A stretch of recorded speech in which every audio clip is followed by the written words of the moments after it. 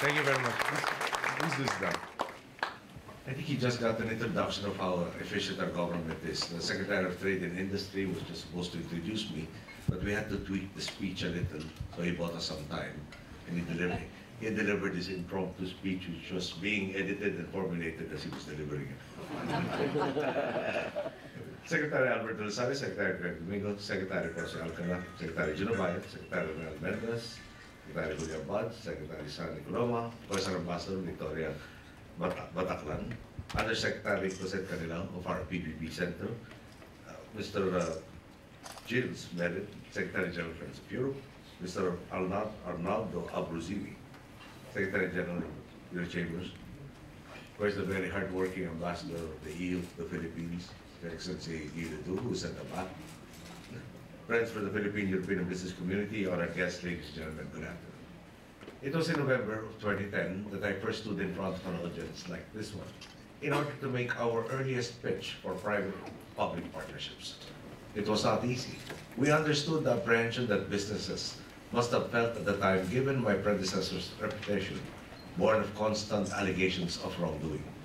In 2010, the only reassurance we could give you was a promise of integrity, that under our watch, the playing field would be leveled and that the Aquino administration would render true public service by empowering our people, by harnessing their optimism and solidarity towards equitable progress, and by working with the private sector to change the landscape of the Philippines. The promises we made to business and to the Filipino people were promises we intended to fulfill through good governance, transparency, and accountability. We shored up our systems to strengthen institutions that were weakened by corruption and impunity. For example, we used zero-based budgeting to eliminate ineffective programs.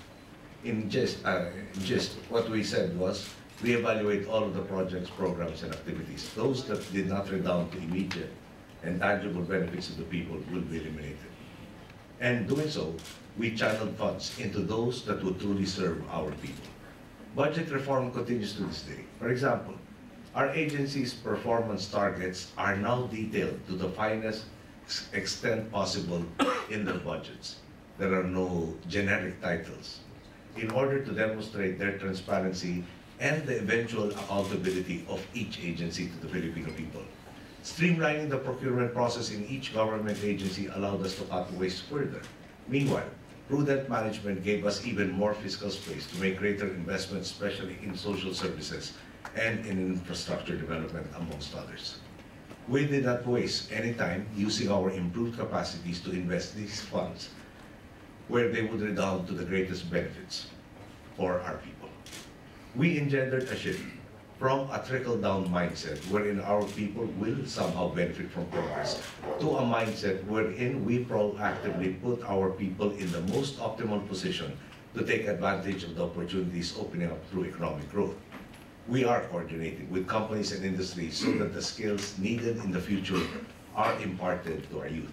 In effect, we are doing away with the cycle where our youth enter schooling for professions that are in demand at the moment they enter college, but become saturated by the time they graduate. The challenge we put before ourselves to make inclusiveness a cornerstone of our strategy rather than merely an after effect of our efforts.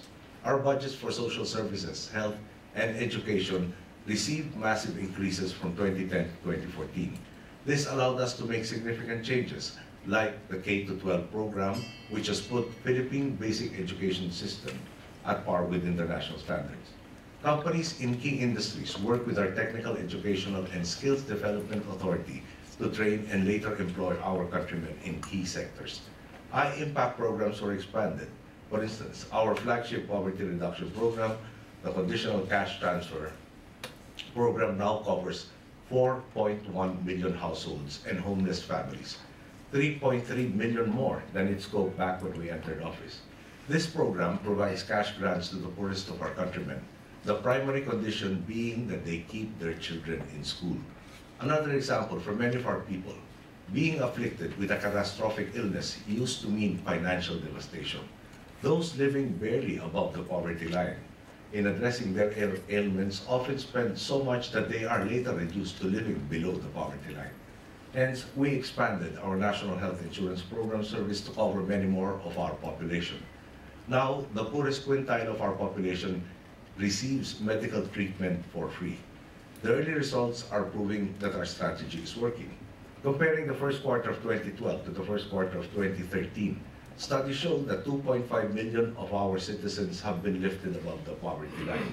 And we continue to exert every effort to ensure that those who have been lifted out of the poverty line or beyond the poverty line will be given every opportunity to keep moving further away from the poverty line, so that no single illness or natural disaster can pull them back under. All this is being done in adherence to our belief that the Filipino people are our most important resource. Government interventions in the most strategic areas creates a virtuous cycle of productivity, confidence, and investment, and we set about doing our jobs with a stronger result. For instance, streamlining the process of setting up shop in the Philippines eliminated opportunities for corruption and redounded to savings in time and energy by various companies, government included. To obtain business permits and licenses, for example, you now need only one form for a processing time of 3 days maximum, a vast improvement from the previous more than 10-step application process and a hopeful 3-month processing time. The world has taken notice of our efforts. As it turns out, all investors needed to see was a government dedicated to integrity in public service. We do not have to look beyond the area of public-private partnerships in order to see the transformation that has taken place in industry. All of you know that PPPs are regarded as ideal ventures precisely because all parties do benefit from them. Private enterprise can profit by putting their expertise and knowledge and other resources to good use. Government is able to complete large-scale projects at a more opportune time for the benefit of the people. Unfortunately, for the past 3 administrations, the scares were rather unbalanced. Every incentive was seemingly put on the table just to be able to interest and attract investors, from commercial developmental rights to subsidies. Not to mention the fact that only 6 solicited projects were awarded in the 18 years before we entered office in 2010. Contrast this to what our administration has achieved.